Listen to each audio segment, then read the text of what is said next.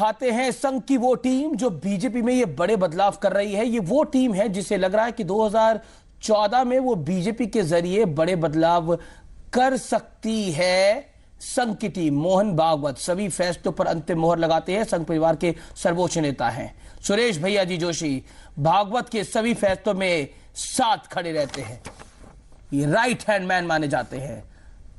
दत्तात्रेय, इससे पहले सुरेश सोनी को देख लेते हैं। दत्तात्रेय होसेबेल दक्षिण भारत का एक बड़ा चेहरा है। स्वदेशी जागरण मंच के सह संयोजक है। पर्दे के पीछे से राजनीति में हिस्सा लेते हैं। अडवाणी के करीबी माने जाते हैं, लेकिन नितिन गडकरी को बेल आउट करने से लेकर राजनाथ सिंह को अध्यक्ष बनाने में एस गुरुमूर्ति की बड़ी भूमिका रही है। रामलाल महासचिव संगठन बीजेपी और संघ के बीच सेतु का काम करते हैं। यह संघ की टीम है, हम आपको दिखा रहे हैं। और मुरलीधर राव महासचिव हैं बीजेपी के अंदर, और वो भी स्वदेशी जागरण मंच से जुड़े हुए हैं। और वो भी हम आपको बता दें, अखिल भारतीय विद्यार्थी परिषद में अपनी पहचान बनाने के बाद कई अहम काम करते हैं। तो ये है संघ की वो टीम, ये जो तमाम काम कर रही है। आइए अब आपको मिलवाते हैं आज के हमारे पैनलिस्ट से। सुधांशु मित्तल हैं भारतीय जनता पार्टी के नेता, मधुकर उपाध्याय है वेटरन जर्नलिस्ट, सीनियर जर्नलिस्ट, हमारे साथ शक्ति सिंह गोयल है स्पोक्सपर्सन कांग्रेस की, हमारे साथ आरएसएस थिंकर हैं, आरएसएस विचारक है, संघ विचारक है राकेश सिन्हा, मैं उनके पास भी चलूंगा। लेकिन सबसे पहले मधुकर उपाध्याय, शुरुआत आपसे इस दौर की करते हैं। बीजेपी बदल रही है और एक समय पर वाजपेयी, सुषमा, मुरली मनोहर जोशी और grand old man LK. Advani की जगह जेटली, मोदी, राजनाथ ने ले ली। यकीनन, क्योंकि किसी भी राजनीतिक दल के लिए, किसी भी संगठन के लिए अगर वो बदलेगा नहीं तो मिट जाएगा। क्योंकि आप बहुत कुछ बहुत देर तक जैसे हो रहा है उस पर आपकी आपत्ति हो सकती है, जैसे हो रहा है उसके समय पर आप सवाल उठा सकते हैं, जिसको करने के ढंग पर सवाल उठा सकते हैं। लेकिन ये परिवर्तन रोकना शायद भारतीय जनता पार्टी के लिए घातक होता। ये परिवर्तन होना ही था। ये त्रिमूर्ति ना होती, कोई दूसरी होती तो भी बात समझ में आ सकती है, क्योंकि उसको ये बदलाव जरूरी था। क्योंकि जिस त्रिमूर्ति का, पुरानी त्रिमूर्ति का आप जिक्र कर रहे हैं, जब भारतीय जनता पार्टी बनी ही थी उस वक्त, या जब जनसंघ था तब भी जो तीन नाम हुआ करते थे, स्वराज, एल.के. अडवाणी, वो बहुत बात की, साइडलाइन हो चुके हैं, मैं उसकी बात कर रहा हूं। जी, सुषमा बहुत बात की बात है। मैं बात कर रहा हूं जब ऐसा लगता है फोर्सफुल रिटायरमेंट इनको दिया जा रहा है। अटल बिहारी वाजपेयी, लाल कृष्ण आडवाणी और जो बाद में उपराष्ट्रपति बने, और भैरव सिंह शेखावत जी, प्रमोद महाजन उस समय में बड़े अहम खिलाड़ी होते थे। वो बाद की पीढ़ी के लोग हैं। मैं बात कर रहा हूं, ये एक इनिशियल स्टेज, हाँ, इनिशियल स्टेज की वो पीढ़ी हटी, उसके बाद दूसरी पीढ़ी आई। उसके बाद जब आपने ये कहना शुरू किया कि अब ये मोदी, अब ये आडवाणी, अरुण जेटली और सुषमा हैं जी, इनके अहम भूमिकाएं होंगी, वो भी बदल रहा है। तो ये बदलाव इंटरेस्टिंग है, ये बदलाव देखना इंटरेस्टिंग है कि ये दरअसल कितनी दूर तक भारतीय जनता पार्टी को ले जा सकता है। That's a big question tonight. भारतीय जनता पार्टी की ये नई त्रिमूर्ति, जो नई त्रिमूर्ति है, इसके अंदर एक बात दिख रही है, बराबर नहीं दिख रहे। जेटली और राजनाथ बौने नजर आते हैं अगर हम नरेंद्र मोदी की बात करें। मैं बीजेपी और संघ के पास जाने से पहले शक्ति सिंह गोयल के पास चले जाऊंगा। गोयल साहब, भारतीय जनता पार्टी में यह क्या हो रहा है? आपके नेता बार बार कहते हैं अब की बारी बीजेपी की सरकार नहीं, अब की बारी मोदी की सरकार। आप कहते हैं बीजेपी के अंदर एक ही व्यक्ति की पूजा होती है, उसी के लिए सारा समर्पण हो रहा है, और अडवाणी जी को भी उसी के लिए समर्पित कर दिया गया है। देखिए अमीश जी, आपको कोई भी नेता, राजनेता जब मेन पोजीशन पे आगे बढ़ता है तो उनकी मानसिकता को समझना होगा। गुजरात के मुख्यमंत्री की जो मानसिकता है उसका आप थोड़ा सा अध्ययन करेंगे तो आपको पता चलेगा कि उनकी पहली मानसिकता यह है कि person should be taller than party. वो हमेशा ये कोशिश करते हैं, हर वक्त कोशिश करते हैं कि उनसे बड़ा कोई नहीं होना चाहिए। तो अभी देश को भी पता चलेगा, संघ को भी पता चलेगा, और भाजपा को, अभी तो ये ट्रेलर है, असली मूवी तो बाकी होगा। आप देखिएंगे कि जिस तरह से गुजरात में 4 फॉर्मर चीफ मिनिस्टर बीजेपी के थे, मोदी ने एक को भी भाजपा में नहीं रहने दिया। क्या सुषमा जी का रिटायरमेंट का वक्त आ गया है? क्या वो इतनी बुढ़ी हो गई है कि उसको निकाला जाए? क्या वो आखिरी वक्त तक उसका नाम तय ना हो, आप हरेन पाठक को परेशान करो। वो आपको मैं याद दिलाता हूं, हरेन पंड्या हुआ करते थे, ब्राह्मण नेता, बहुत बड़े नेता बीजेपी के, फादर आरएसएस के प्रचारक। उसकी क्या हालत की नरेंद्र मोदी ने। सिर्फ उसने कुछ चीजों पे मोदी जी से सहमति नहीं रहे, उन्होंने अपनी अलग से आवाज दिखाई। उसने डेमोक्रेटिक वे में, आरएसएस के वो मेन आदमी थे तो उन्होंने अपनी बात रखने की कोशिश की। उसका पॉलिटिकल मर्डर, माने उसकी टिकट काटो, उसकी जगह दूसरे को लगाओ, वो मानसिकता है मोदी की। जी अनीश जी। जी जी बिल्कुल, मैं सीधा रुख करता हूं अब सुधांशु मित्तल साहब का। मित्तल साहब, सबसे पहले तो बहुत बहुत शुक्रिया, आप हमारे इस कार्यक्रम में शामिल हुए। भारतीय जनता पार्टी की त्रिमूर्ति बदल गई। जो पहले सर्वे सर्वा होते थे अब वो नहीं है, वो एविडेंट है। और the grand old man Lal Krishna Advani ji, उनका जो अश्र हो रहा है हम भी देख रहे हैं, आप भी देख रहे हैं। क्या कहना चाहते हैं? पहले दो छोटी टिप्पणियां फिर आपका जवाब। गोविल जी अभी बात कर रहे थे भाजपा के बारे में, वो कह रहे थे Modi is bigger than party. जहां पे गांधी परिवार कांग्रेस से बड़ा रहा हो तो आपकी समझ में इसके अलावा कुछ और आ ही नहीं सकता, ये स्वाभाविक है। दूसरी बात, आपका ऑब्सेशन जो है अपनी जीत की तरफ देखिए। आप खाली हो गए तो हमारी तरफ ही देखते रहेंगे क्या? अपने घर को संभालो, हमारा घर हम अपने संभाल लेंगे। अब आते हैं आपके बारे में। अमीश जी देखिए, किसी भी राजनीतिक संगठन में एक बैटन पास ऑन करने की एक परंपरा जो है स्वाभाविक है। जो आज आप लोग प्रश्न पूछ रहे हैं, 2004 में जब स्वतः ही अटल जी ने 2004 के चुनाव के बाद आडवाणी जी के हाथ में कमान संभलवा दी, तब तो किसी ने नहीं कहा ये नहीं, क्योंकि वो नंबर 2 थे। उसके बाद आडवाणी जी के हाथ से क्योंकि वो आडवाणी नंबर 2 थे। क्या सुषमा स्वराज के जाने का टाइम आ गया है? क्या सुषमा स्वराज की रिटायरमेंट एज है? जिस तरह से भारतीय जनता पार्टी में सब कुछ चल रहा है, क्या आप मानते हैं? ठीक है, okay, Shakti Singh Goyal is saying something. Okay, Shakti Singh Goyal, quickly. मैं यही कहना चाहता हूं कि बाप भी बेटे को कमान चाबी देता है, पर वो बेटा ठीक नहीं होता है जो छीन लेता है चाबी। अटल जी ने आडवाणी जी को कमान सौंपी, मोदी जी छीनते हैं। तो एक कमान सौंपना और छीनना, उसमें आसमान जमीन का फर्क होता है। हमारे वहां की बात करें तो मैं डेमोक्रेटिक सिस्टम बहुत बता सकता हूं। अगर आपने आज राजेंद्र सिंह राणा की भावनगर में टिकट काटी, क्यों काटी? क्योंकि संजय जोशी उसके घर में रहते थे और मोदी को पसंद नहीं कि संजय जोशी को जो भी पनाह दे, 5 टर्म से जीतने वाला भावनगर का सबको पता है। संजय जोशी और नरेंद्र मोदी की लड़ाई जग जाहिर है, घर में रखा। संजय भाई जोशी और नरेंद्र मोदी की लड़ाई जग जाहिर है। Okay, I am being accused of being unfair, I will give a fair chance to Sudhanshu Mittal. Sudhanshu Mittal, please go ahead. Shakti Singh जी, आप तो अपने राष्ट्रीय अध्यक्ष को टॉयलेट के अंदर बंद कर देते हैं, उसके बाद आप हमें भाषण देंगे। बुत हमको कहे काफिर, अल्लाह की मर्जी है। अरे अब छोड़िए, मैं आपसे इस छोटी छोटी बहस पे नहीं आना चाहता। अच्छा, अब छोड़िए, अब मैं बहस में नहीं आना चाहता ना। आपके संस्कार तो भैया हमें बख्शो, आपके संस्कार आपको मुबारक हो। आगे चलते हैं।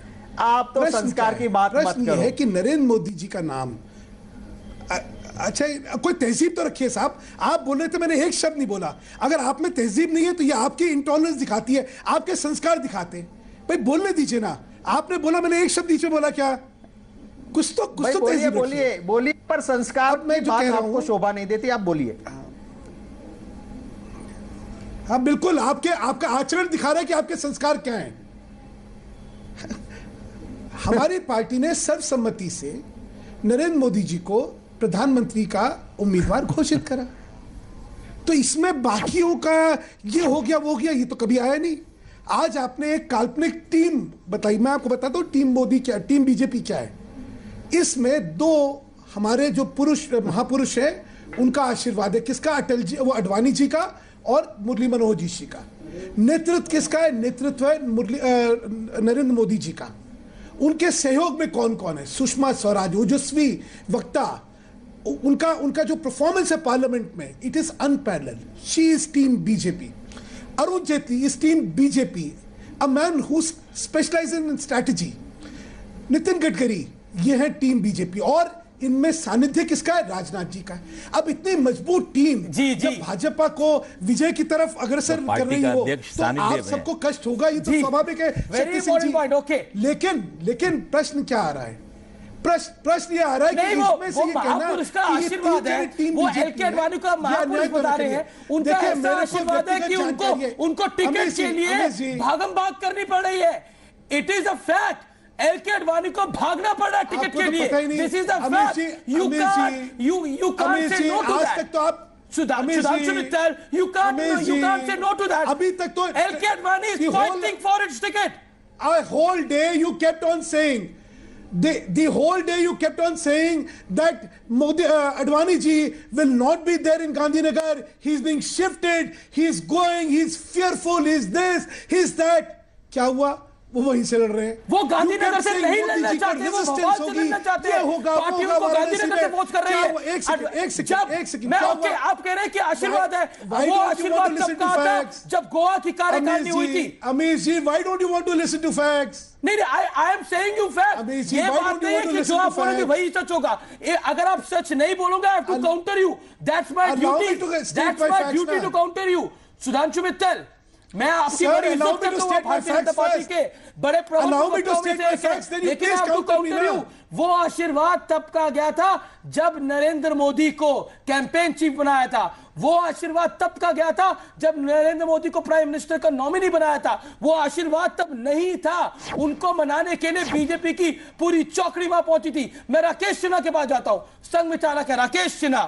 क्या आपको लगता है जिन्ना मामले के बाद, मैं थोड़ा इतिहास में आपको लेके जाना चाहूंगा, आप बहुत इतिहास की बातें करते हैं सिन्हा साहब, जिन्ना विवाद के बाद और खासतौर पर एलके आडवाणी की उल्टी गिनती राजनीतिक तौर पर शुरू हो गई।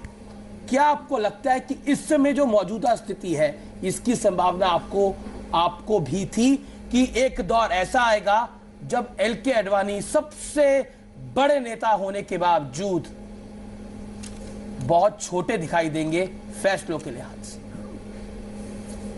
देखिए, आपने एक बहुत अच्छे फ्रेज का यूज किया उनके लिए, ग्रैंड ओल्ड मैन। कांग्रेस में आजादी से पहले दादा भाई नारोजी को ग्रैंड ओल्ड मैन कहा जाता था। तिलक जी आए, बाल गंगाधर तिलक का इमरजेंस हुआ तो क्या ग्रैंड ओल्ड मैन का शासन समाप्त हो गया? देखिए, हर एक राजनीतिक पार्टी में दो चीज का महत्व होता है, समय और संदर्भ। समय और संदर्भ के अनुसार नेतृत्व का उभार होता है और भारतीय जनता पार्टी में इसी समय और संदर्भ के अनुसार आज आडवाणी जी के बाद मोदी जी प्रधानमंत्री के उम्मीदवार बने। जिन्ना प्रकरण के बाद ही आडवाणी जी को प्रधानमंत्री पद का उम्मीदवार घोषित किया गया था 2009 में। आज मोदी जी प्रधानमंत्री पद के उम्मीदवार बने। जब जो व्यक्ति अभी तकलीफ क्यों हो रही है? संघ के सर्वोच्च नेता और आडवाणी जी की बनती नहीं है, सुरेश सोनी और आडवाणी जी की बनती नहीं है। एक खबर तो ये है। मैं एक बात बता दूं, देखिए राजनीति होगी तो खबरें तो हजार आएंगी। मैं अपनी बात पूरी कर दूं, क्योंकि आपने संघ का नाम लिया है। वो छुपा हुआ नहीं है किसी से। नहीं, देखिए, संघ, अभी मैं बता दूं, पार्टी में जो परिवर्तन हो रहा है उसे हम कहें कंटिन्यूटी विथ चेंज। परिवर्तन भी हो रहा है, निरंतरता भी बनी हुई है। जो व्यक्ति हैं वो विचारों के प्रतिनिधित्व के रूप में हैं। विचारधारा वाली पार्टी में व्यक्ति का समय और संदर्भ के अनुसार महत्व होता है। कोई भी व्यक्ति पार्टी से बड़ा ना हुआ है, ना है, ना होगा, ये आप सुनिश्चित कर लीजिए। व्यक्तिवाद का संघ परिवार के आंदोलन में कोई महत्व नहीं है। यह चूंकि बाहर से कयास लगाया जाता है। और मैं बता दूं, नरेंद्र जो कपिल सिब्बल बोल रहे थे, देखिए, मैं बता दूं उसको, मैं उसका उत्तर देता हूं। जब अटल बिहारी वाजपेयी थे तो नारा था मंगल भवन अमंगल हारी, देश का नेता अटल बिहारी। इसका मतलब वाजपेयी जी ने पूरे पार्टी को अपने कब्जे में कर लिया। आडवाणी जी के समय नारा था कि ये सरकार आडवाणी की सरकार, अभी मोदी की सरकार। आगे जाकर और भी देखिए, ये किसी एक जातीय, किसी एक परिवार, जातीय परिवार से चलने वाली पार्टी नहीं है। जनता की जो परिवार है, जो राष्ट्रवादियों की परिवार है, उससे चलने वाली पार्टी है। इसमें इस बात की संभावना ही नहीं है कि व्यक्तिवाद इसमें उभर कर आ सकता है। यदि कभी उभरेगा तो क्षणिक होगा, बुलबुले की तरह होगा। कभी व्यक्तिवाद को इस परिवार में, इस विचारधारा में स्थान नहीं मिल सकता है। राकेश जी जो बात करते हैं, मेरा अनिश जी सीधा सवाल ये उठता है कि अगर आप व्यक्ति के आधार पे तय नहीं करते हो और आप मानते हो कि person is not taller than party, then Haren Pandya, जो कि बहुत बड़ा ब्राह्मण नेता, मिनिस्टर था भाजपा में और गुजरात में बड़ा नाम, उसके फादर आरएसएस के बहुत बड़े व्यक्ति रहे, उनकी टिकट जब तक देश की बात नहीं, करें, गुजरात की बात नरेंद्र मोदी ने कहा अमित जी तय कर लीजिए, अगर ये गुजरात सेंट्रिक लीडर को लाना है, यहाँ पे जिनकी सोच गुजरात के बियॉन्ड होनी हरेन चाहिए, पंड्या के फादर ने भी उसके बाद कहा था। क्यों बीच में बोलते हो? कहां गए आपके संस्कार, तहजीब? सुधांशु जी, आपके ही लफ्ज आपको सुनाता हूं, तहजीब रखिए, थोड़ा सुनिए। आपको समझा रहा हूं आप किस तरह, अब कितनी चिड़ मची आपको, थोड़ा सुन लीजिए। अब कितनी चिड़ मची, मैं आपको ये दिखाना चाह रहा था कि जब आप बोलते हो तो यह होता है। हाँ, नहीं, मैं आपके संस्कार आपको दिखा रहा हूं, जो आप कह रहे थे ना, मैं उसकी बात कर रहा हूं। मैं आपको ये कह रहा हूं कि उस हरेन पंड्या को, उस ब्राह्मण नेता दिखा रहा हूं, देखिए कितनी चिड़ मची। मारा किसने? किसके कहने पे? एक व्यक्ति के कहने पे। और ये मैं नहीं कहता हूं, उसका फिजिकल मर्डर हुआ, नरेंद्र भाई ने करवाया है, ये मैंने नहीं कहा। हरेन पंड्या के पिताजी ने कहा कि मेरे बेटे का मर्डर नरेंद्र मोदी ने करवाया। कैसी मानसिकता में रहते हो?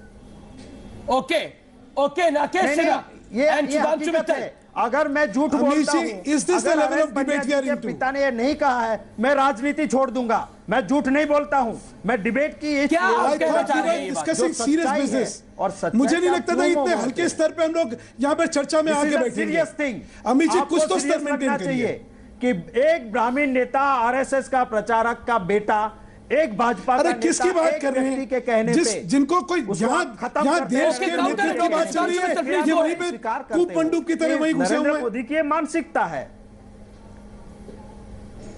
ओके राकेश सिन्हा दीजिए, ये सच नहीं है।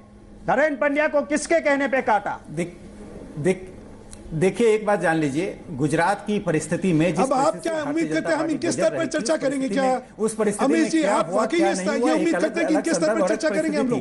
आज कांग्रेस भारतीय जनता पार्टी के मुकाबले खड़ी नहीं हो पा रही है। आज कांग्रेस को उम्मीदवार नहीं मिल रहा है। कल 3 साल से जगदंबिका पाल जी से मैं टेलीविजन डिबेट पर संघर्ष कर रहा था, और जगदंबिका पाल जी ने भारतीय जनता पार्टी संघ परिवार के बुनियादी सिद्धांतों को स्वीकार कर लिया। ऐसे दर्जनों लोग हैं। आज पार्टी में भगदड़ मची हुई है, यूपीए टूट रहा है। जिसको आप उजरा हुआ उपवन कहते थे एनडीए को, वो लहलहाता हुआ खलिहान बन चुका है। आज कांग्रेस कौन सी लड़ाई लड़ रही है? किस बात की लड़ाई लड़ रही है? उसके पास न नेतृत्व है, न विचारधारा है, न संगठन है। और आप भारतीय जनता पार्टी तुलना कर रहे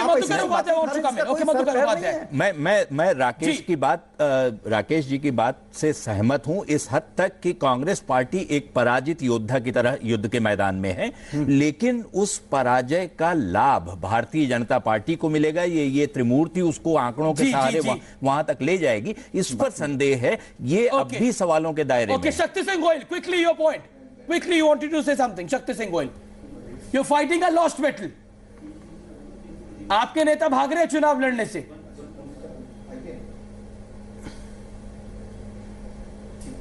शक्ति सिंह गोयल, लगता है उन तक आवाज नहीं जा पा रही। मैं एक ब्रेक लेता हूं यहां पर, लेकिन ब्रेक से पहले आपको एक इंटरेस्टिंग फैक्ट बताता हूं आजकल बीजेपी में काम कैसे होता है। मोदी, अरुण जेटली और राजनाथ सिंह फैसला लेते हैं, अमित शाह मोदी के आंख और कान की तरह काम करते हैं, और फिर अमली जामा इसको कौन पहुंचाता है? अमित शाह इसमें लगते हैं, शाहनवाज हुसैन, मुख्तार अब्बास नकवी और राजीव प्रताप रूडी। ये कुछ बड़े नाम हैं जो इस काम, जो फैसला लिया जाता है उस पर काम करते हैं। ऐसे होता है भाजपा में काम।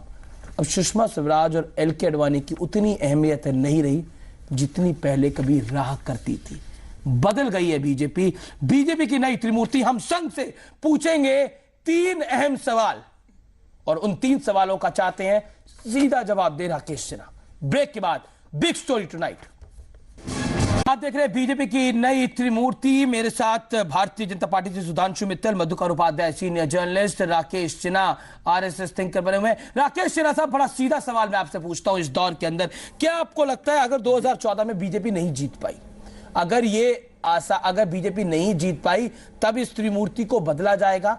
मेरा दूसरा आपसे अहम सवाल, क्या आपको लगता है जिस तरह से संघ को, वीएचपी को और बीजेपी के कई आला नेताओं को गुजरात में किनारे रख दिया गया है और दिल्ली में भी अब किनारे खड़ा जा रहा है, क्या ऐसे ही चलेगा संघ और बीजेपी? अब हम मान सकते हैं? और मेरा तीसरा और अहम सवाल, लिबरल इकोनॉमिक पॉलिसी पर अब आपका क्या स्टैंड है?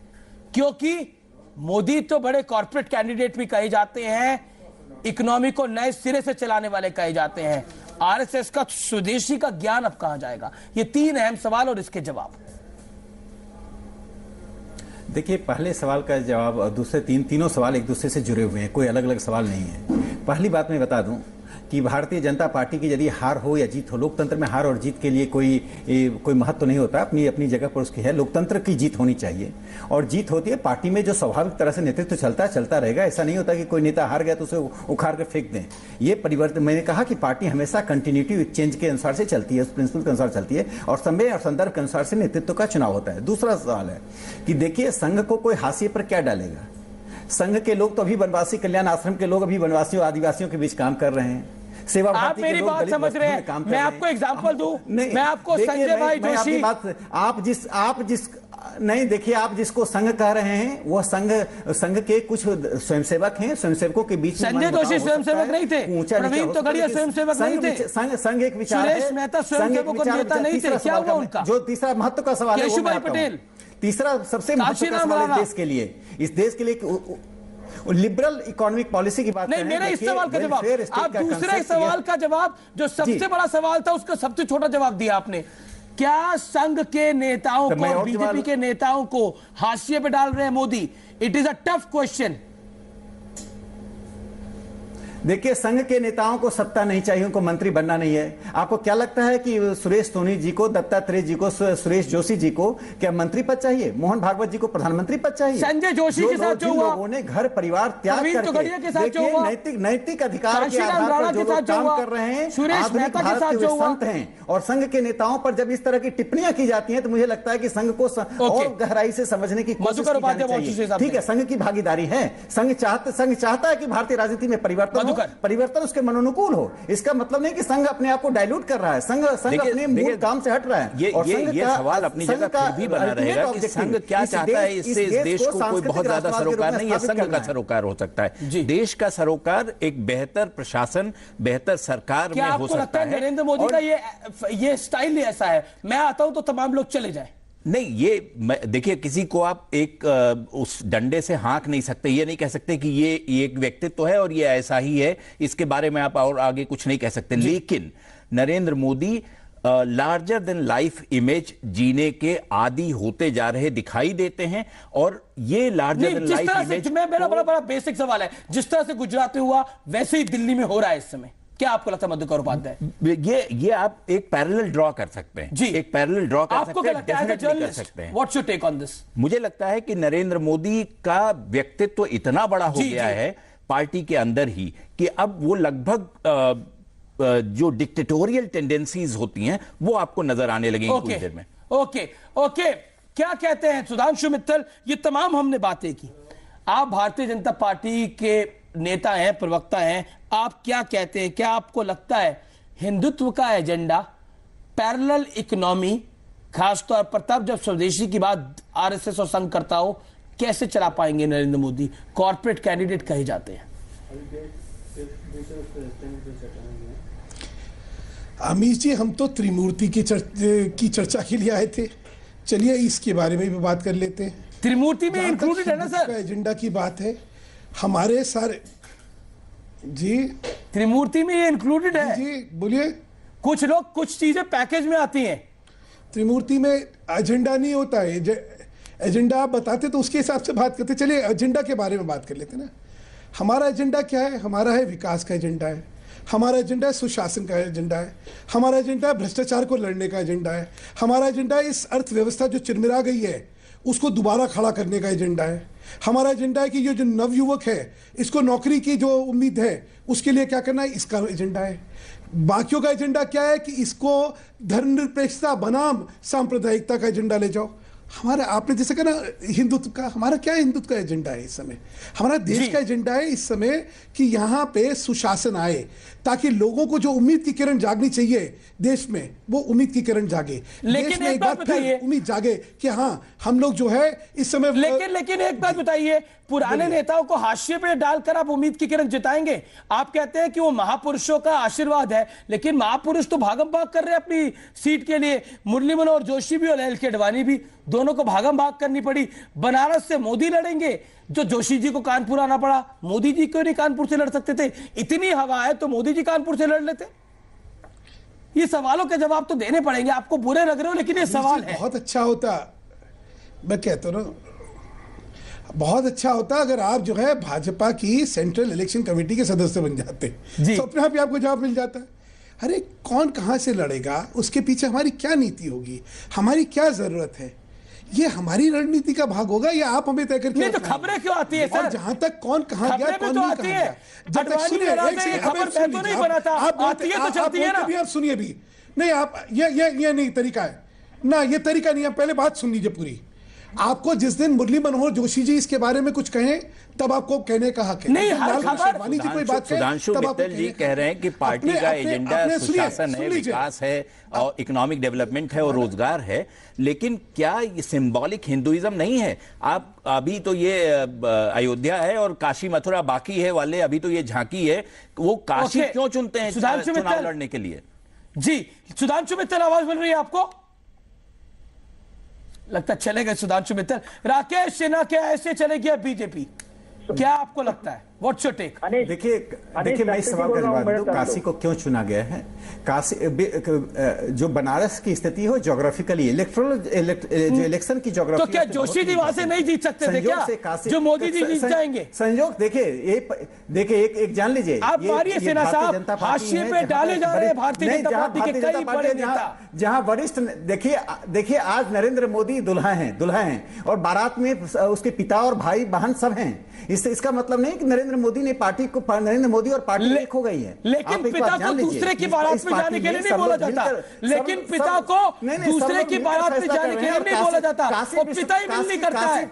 यहाँ पर पिता को भगाया जा रहा है। धार्मिक महत्व है और चुनाव में सांस्कृतिक धार्मिक महत्व का यदि वो लाभ होता है, यदि वो क्या Rakesh Sinha you can say all is well, क्या राकेश सिन्हा जी कैन यू से all is well in BJP? प्रधानमंत्री का उम्मीदवार को चुनाव लड़ना चाहिए। क्या आपको लगता है all is well in BJP?